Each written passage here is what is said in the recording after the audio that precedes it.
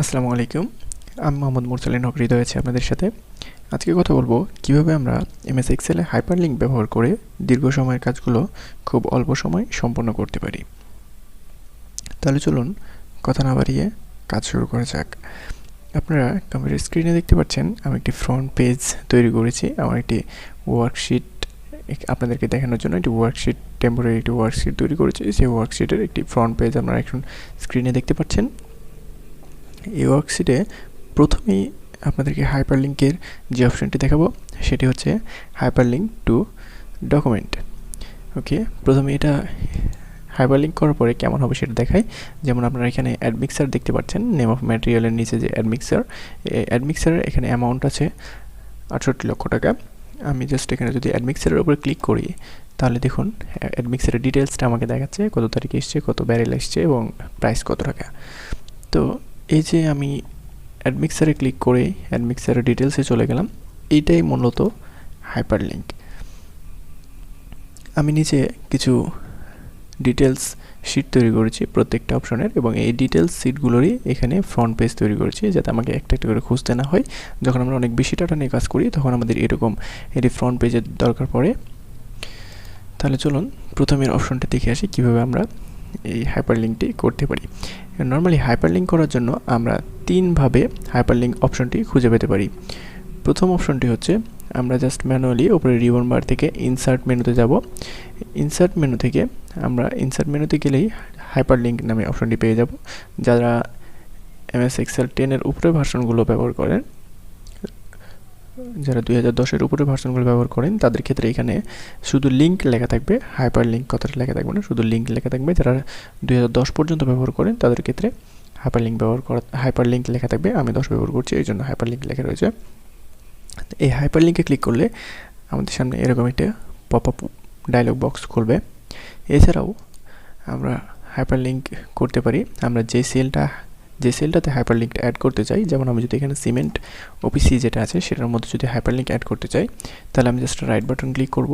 Right button click করলে সবার শেষে যে অপশনটি থাকবে সেটি হচ্ছে,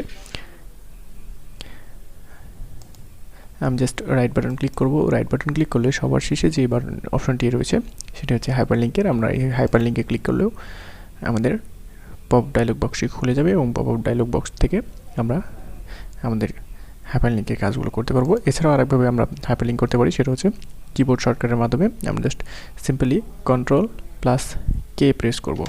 Ctrl+K প্রেস করলে হাইপারলিঙ্কের এই পপ আপ ডায়লগ বক্সটি আমাদের সামনে ওপেন হবে। দেখুন আমি যদি রডে হাইপারলিঙ্ক করতে চাই তাহলে আমি কি করতে পারি, আমরা জাস্ট সিম্পলি রডের উপরে এই যে B5 যে সেলটি রয়েছে এই সেলের উপরে কার্সর নিয়ে রাইট বাটন ক্লিক করে হাইপারলিঙ্কে যেতে পারি, অথবা আমরা Ctrl+K প্রেস করতে পারি।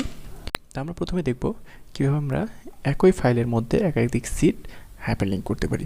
তো এটার জন্য আমাদেরকে যেটি করতে হবে, প্লেস ইন দিস ডকুমেন্ট, এই প্লেস ইন দিস ডকুমেন্টে ক্লিক করব। এরপরে এখানে দেখুন প্লেস ইন দিস ডকুমেন্টে ক্লিক করার পরে এখানে আমাদের ডকুমেন্টের মধ্যে যে কয়েকটি সিট রয়েছে সেই সিটগুলো শো করছে। এখান থেকে আমাদের হাইপারলিঙ্ক করব আমরা রড। সো আমাদের নিচে যে সিটগুলোর নাম যেভাবে লেখা থাকবে আপনার এখানে সেভাবে শো করবে। আমার এখানে রড লেখা রয়েছে, আমি রডে ক্লিক করছি। এরপরে ওকে প্রেস করব। ওকে প্রেস করলে দেখুন আমার হাইপারলিঙ্ক কিন্তু হয়ে গেছে। এটা খুবই সিম্পল, আপনি এখানে ক্লিক করলে এখন রডের মধ্যে চলে যাচ্ছেন। এরপর কথা বলবো কীভাবে আমরা এখানে অ্যামাউন্টটা নিতে পারি। আমরা তো এখানে রডের যেই সিটটা রয়েছে সেই সিটটার মধ্যে খুব সহজে যেতে পারলাম, কিন্তু আমি চাচ্ছি এখানে যেমন অ্যাডমিক্সারের অ্যামাউন্টটা রয়েছে, এখানে ডমার স্যান্ড আমি কত টাকার কিনেছি সেটাও এখানে থাকবে, রড কত টাকার কিনেছি সেটাও থাকবে, সিমেন্ট কত টাকার কিনেছি সেটাও থাকবে। কিন্তু আমি যদি পরবর্তীতে আবার কিনতে যাই, যেমন আমার এখানে আমি একটু ঘর বাড়িয়ে নিচ্ছি, এখানে যেমন আমার রয়েছে 20 তারিখ পর্যন্ত। আমি যদি এখানে 21, 22, 23, 24 এই তারিখগুলো তো কিনি তাহলে আমার এখানে অ্যামাউন্টটা আসবে এবং আমাকে বারবার ম্যানুয়ালি এখানে গিয়ে ফ্রন্ট পেজে গিয়ে ম্যানুয়ালি বারবার সেই অ্যামাউন্টটা যোগ করতে হবে। কিন্তু আমি চাচ্ছি যে আমি জাস্ট এখানে একবার যোগ করে দেবো এবং সেটা বারবার ওখানে আপডেট হয়ে যাবে অটোমেটিক্যালি। তো সেই জন্য আমরা যেটা করতে পারি, আমাদেরকে জাস্ট এখানে আমরা যেভাবে সাম ফর্মুলা লিখি সেই সাম ফর্মুলার মতোই আমাদেরকে এখানে লিখতে হবে। জাস্ট সমান আমরা ইকুয়াল দেবো, যে এটা ফর্মুলা কল করার ফার্স্ট অপশন। এরপরে আমরা এখানে লিখব সাম, এরপরে ফার্স্ট ব্র্যাকেট দেব। ফার্স্ট ব্র্যাকেট দেওয়ার পরে আমরা যে ফর্মুলা বার রয়েছে ফর্মুলা বারের পাশে আমরা ফর্মুলা বারটি ওপেন করব, এখানে এফেক্টস নামে একটি অপশন পাবেন। এফেক্টসে ক্লিক করলে আমাদের এটি পপ আপ ডায়লগ বক্স খুলে যাবে। এই পপ আপ বক্সের নাম্বার 1-এ আপনার কার্সর অটোমেটিক থাকবে।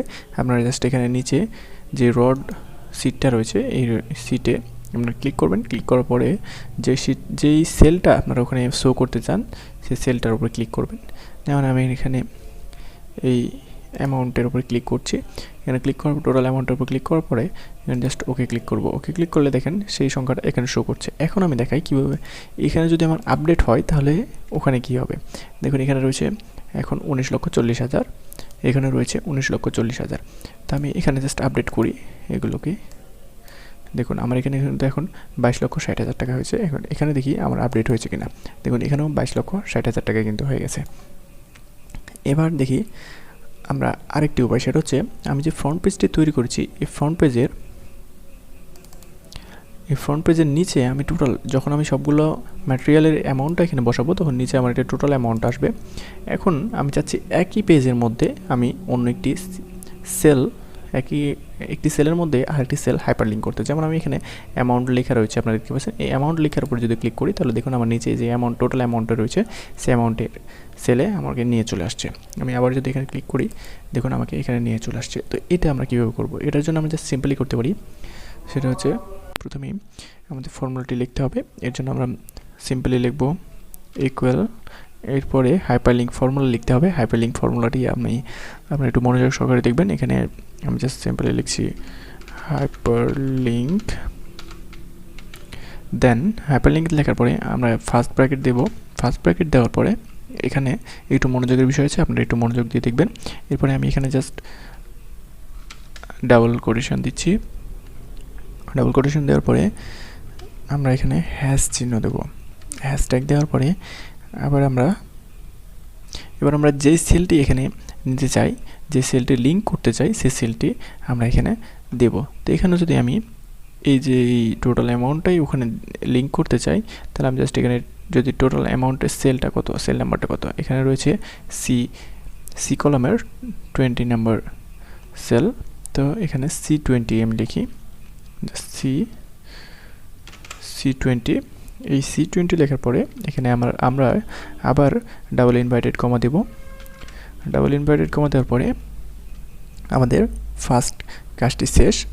এরপরে আমরা এটা দিলাম হচ্ছে আমরা লিঙ্ক লোকেশন। এরপরে আমরা একটি ফ্রেন্ডলি নেম দেবো, অর্থাৎ যে নামটি এখানে শো করবে, যে নামটি এই সেলটির মধ্যে থাকবে। তো এখানে আমরা যে নামটি দিতে চাচ্ছি সেটা হচ্ছে অ্যামাউন্ট। তো এর জন্য এই নামটি লেখার জন্য এখানে আমরা একটি কমা দেবো, যেহেতু আমাদের একটা শর্ত শেষ, লোকেশন দেওয়া শেষ। সেই কমা দেওয়ার পরে আমরা আবার ডাবল ইনভার্টেড কমা দেবো। ডাবল ইনভার্টেড কমা দেওয়ার পরে আমরা অ্যামাউন্ট লিখলাম। অ্যামাউন্ট লেখার পরে এই অ্যামাউন্টটিকে আমরা আবার ডাবল ইনভার্টেড কমা দিয়ে ক্লোজ করব। তারপরে আমাদের ব্র্যাকেট ক্লোজ। এরপরে এন্টার দিলেই দেখুন এখানে অ্যামাউন্ট লেখাটি আসছে, যে অ্যামাউন্ট লেখাটি আমরা ওখানে দিয়েছিলাম। এবং এই অ্যামাউন্টের উপর ক্লিক করলে দেখুন আমাদেরকে এই সেলটির মধ্যে নিয়ে আসছে। তো এটা ছিল দ্বিতীয় স্টেপ। এরপরে যে অপশনটি রয়েছে সেটা হচ্ছে existing file or web page.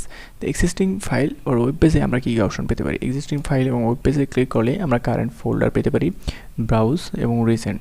এখান থেকে আমরা কারেন্ট ফোল্ডার যে ফোল্ডারে আছে সেই ফোল্ডারে যে কোনো কিছু আমরা এখানে লিঙ্ক করতে পারি। এছাড়া আমরা বিভিন্ন ফটোগ্রাফ লিঙ্ক করতে পারি, আমাদের বিভিন্ন ওয়েবসাইটের লিঙ্ক আমরা এখানে হাইপার লিঙ্ক করতে পারি।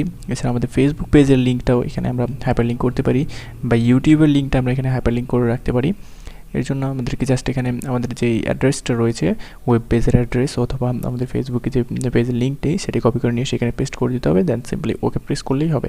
আর যদি আমরা কোনো ছবি বা আমাদের আগে থেকে সেভ করে রাখা অন্য কোনো ফাইল এখানে হাইপার লিঙ্ক করতে চাই, সেজন্য আমাদেরকে এই যে উপরে যে আপনারা ফাইল অপশনটি দেখছেন ব্রাউজে ফাইল, এই ফাইল অপশনে ক্লিক করলে আমরা ফাইলটা সিলেক্ট করে দেবেন। ফাইলটা সিলেক্ট করে ওকে করলেই আমাদের কাজটি হয়ে যাবে। এরপরে রয়েছে ক্রিয়েট এ নিউ ডকুমেন্ট।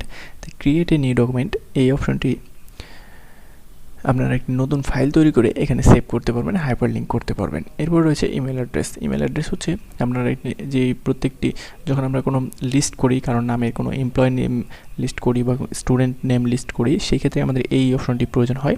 এই ইমেল অ্যাড্রেসটি যে আমরা তাদের নামের সাথে তাদের ইমেল অ্যাড্রেসটি লিঙ্ক করে রাখি, যার ফলে আমাদের তাদের কাছে মেল পাঠাতে খুব বেশি সুবিধা হয়। সেক্ষেত্রে এই ইমেল অ্যাড্রেস লিঙ্ক করাটা খুব বেশি জরুরি হয়ে পড়ে। এবং এটি আমাদের অনেক সময় সেভ করে থাকে। তো ইমেল অ্যাড্রেসটি আপনারা সেভাবে একইভাবে ইমেলে ক্লিক করবেন, আপনারা জাস্ট ইমেল অ্যাড্রেসটা এখানে বসাবেন, সাবজেক্ট সিলেক্ট করে রাখবেন, যে সাবজেক্টে আপনারা মেলটা পাঠানোর সময় যে সাবজেক্টটা আপনারা দিতে চান বা তার কাছে শো করতে চাই, আপনারা এটা অপশনাল নাও দিতে পারেন সাবজেক্ট, এবং রিসেন্টলি ইউজ মেল অ্যাড্রেস এটাও না দিতে পারেন। আপনি জাস্ট এখানে মেল অ্যাড্রেসটা লিখে ওকে করবেন, তাহলে আপনার মেলটা হয়ে যাবে। আমি এটা করে দেখাচ্ছি না, যেহেতু আমাদের সময় চলে যাচ্ছে, ভিডিও অনেক লম্বা হয়ে গেছে। আপনারা নিজে নিজে ট্রাই করবেন, আশা করি পারবেন, এবং আশা করি এটি আপনাদের সময় অনেক বেশি সাশ্রয় করবে এবং অনেক হেল্পফুল হবে আপনাদের জন্য। তো আজকে ভিডিওটা এই পর্যন্ত ছিল, সবাই ভালো থাকবেন, আসসালামু আলাইকুম।